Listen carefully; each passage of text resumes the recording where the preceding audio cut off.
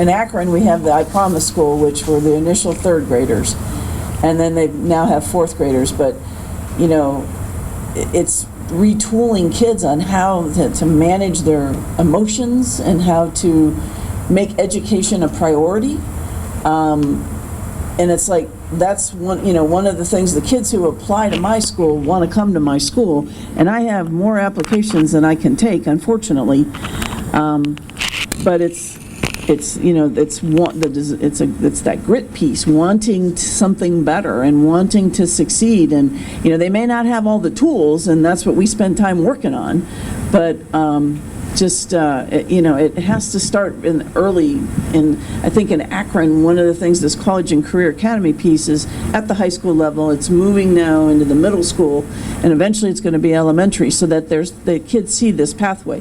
If they don't see a value to education and that what they can achieve, I don't see it. I don't see education being their focus. I see a lot of money being their focus, and we're constantly battling that as well. I think one of the battles that we have to that kind of partners with that is this need for social and emotional supports.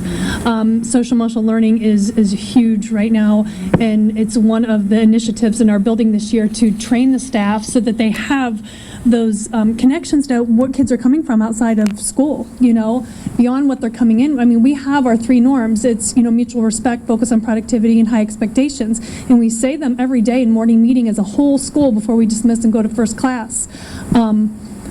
But in addition to that, having that knowledge of those social and emotional needs of kids at a younger age, and as they come to you, what are they coming with, and how do you deal with that as a staff, is going to be huge pieces of our training over the next 3 years, because teachers have to understand what goes on beyond the school hours in order to have those relationships with kids. It's very critical.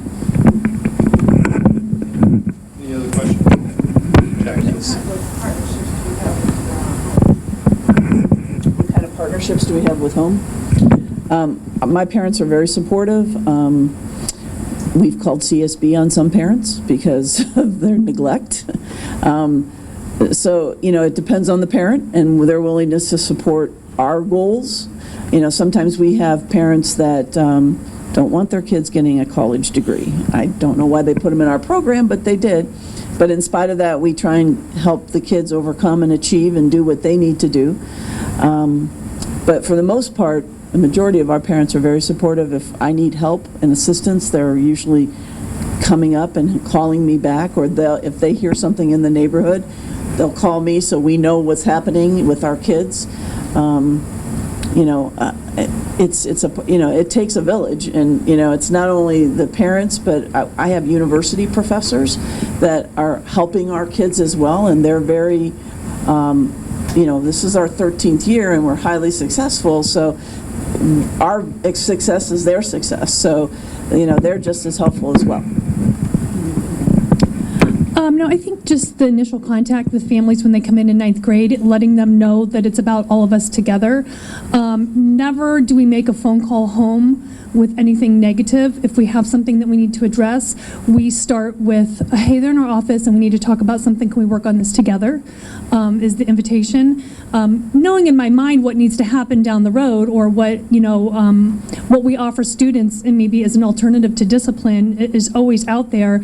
But when we start the conversation, it's always about those 3 norms: the mutual respect, the focus on productivity, and the high expectations. And today we had an incident that maybe one of those didn't get displayed really well. And can we talk through that? And what can we do to make it better? And what would the choice be next time? So it's more about a conversation with the families and making them feel part of it, because every parent wants what's best for their kids, and every teacher wants what's best for those kids. So we all are on the same page. It's not us versus you. It's not me doing things to your children. It's about how can we correct this pattern that's going on, and how do we give you opportunities to have those great engaging opportunities that all the other students have, and let's not get off track. So really it's that partnership. Yeah, and I just to piggyback, it's like my teachers have children, and they want their children to be successful, but the kids they teach, they want to be successful too. like with this family concept, it's like their children are their students as well. And I don't have any biological children. I have 21 nieces and nephews. I have 10,000 students in Akron Public that I've taught over the years that have always been my children, that I want success for them. And, it's just the nature of the beast. If you're a kind, caring person, you're going to be that in the classroom and outside. I think something on a side note is that we had our teachers at the beginning of the year we had 2 days of teacher in service, and what we did was we did a book study, and we did a book study on fostering resilient learners, and it was a good book study. And one of the things that we did, so we had Friday and Monday, that didn't go real easy with our teachers. So now we're negotiating whether we start on Monday or start on the Friday again. So we started on Friday last year with a teacher in service, and we gave them a book. And we said, listen, you're going to do this, you're going to work with a group, and you're going to have a section that you're each going to be responsible for, and then you're going to have to give a presentation in front of the staff. So, and again, talking about the trauma child is what basically is what that book is about. Today, we live in a different society today. When we were in school, we would have to go see a guidance counselor, and they would work through all of our problems and different. Unfortunately, today, a lot of their jobs today are test. They're all about test. And we brought in special counselors that are actually working with people, and we have to find a space for them in our schools that are overcrowded. But fostering a resilient learner, and what we did was, when we came back on the Monday morning, when the teachers, they went into our auditorium, and we had 2 buses, school buses, and they didn't know the school buses were out there. I told the school buses don't come up until 8:01. I'm very, very organized and very specific. Okay, come up at 8:01 after all the teachers are in the auditorium. Pull up in front of the auditorium, and I talked to the teachers. And I said, "How many of you read your book?" Most of them raised their hand. There's always a couple cool ones that they can't raise their hand. But so we talked about that, and so. Within 2 minutes, I said, listen, right now, we're going to get on a school bus, either school bus, it doesn't matter which one you get on, and we're going to take a ride through the community, because tomorrow we're going to start school, and there's going to be kids coming into our school that maybe you forgot where you came from. Okay, remember I said 50% of our teachers are Steubenville High School graduates. Maybe you forgot where you came from, but we're going to drive through their neighborhoods, and the bus drivers said, Mr. Gorman, do you want us to go like a certain road or certain? I said, no, just follow and we don't even have high school buses. We have city buses in a city. I said, no, just go in your normal elementary routes. This isn't staged or anything like that. I want the teachers we all climbed on the bus. It didn't matter what bus they got on. We drove through the town of Steubenville. We drove up on the hilltops. We drove through certain sections of town, just to give them an idea. Tomorrow, when school starts, this is where your kids are coming from. They're not all coming from the gated communities, the picket fence, and all of those little illusions that you may have in your head. So you got to get ready for this. So again, that was another thing that we did at the beginning of the year. I thought it was a nice little touch. It was again, kind of that scared straight moment, like back to reality. So I know you enjoyed your summer, you went on your nice vacations, but this is reality. So again, just thinking outside the box, thinking of different ways in order to touch your staff. You're always going to have the 10%, and hopefully it's less. I'm fortunate enough to have less than the 10%, I think, and maybe I'm not thinking correctly, but that they're not going to buy into the things that you're going to buy into as far as just the staff and trying to get that buy-in from your staff. Again, everybody's all about what's in it for me, but you got to think, why are we there? We're there for the kids and we're there for the school. And you have to remember those 2 things the most. Mr. Jarrett, you have a question? Yeah, I want to ask a question to I went to University of Akron back in 2007, 2008, and I remember during that time, gentrification had kind of just started, especially right there on East Exchange. There was a huge story about a couple of small businesses, like mom and pop businesses, were being forced out because they was expanding the football stadium. And I know we talk a lot about gentrification in Cincinnati and Cleveland, the bigger cities, but has it hit Akron hard? And do you see any of it, like your students that have been displaced or had moved out for any reasons? Yeah, both being specialty schools, we pull from all over the district. So I know with building the stadium, some of the businesses were shut down, but they moved other places in the city. I think Akron has done a pretty good job of developing downtown. I mean, it's a mess right now with road construction, but they're trying, I think they're trying really hard to bring a population back downtown. The university has been encroaching on downtown and buying up everything. Like, we're located in the former Polsky building. If you remember, Polsky department stores, and O'Neill was across the street. As kids, we used to go to the department stores. So, they're repurposing these buildings to promote schools. So in Central Howard, which is where she is located, is now the STEM school.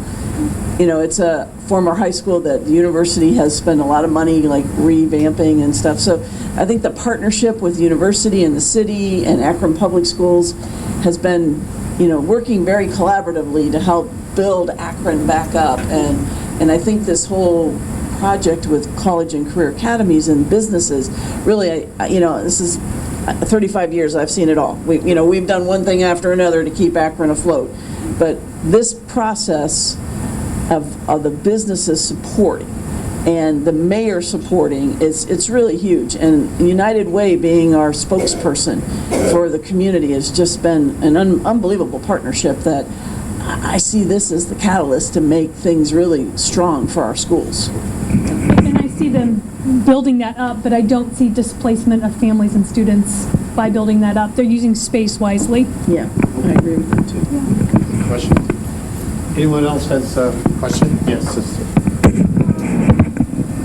So, as high schoolers and working with these communities that have communities, what do you do back down to help those students as they're coming up? Not to be, like, what do you do with the lower levels to maybe help prepare them for you? Or what do you give back with your students?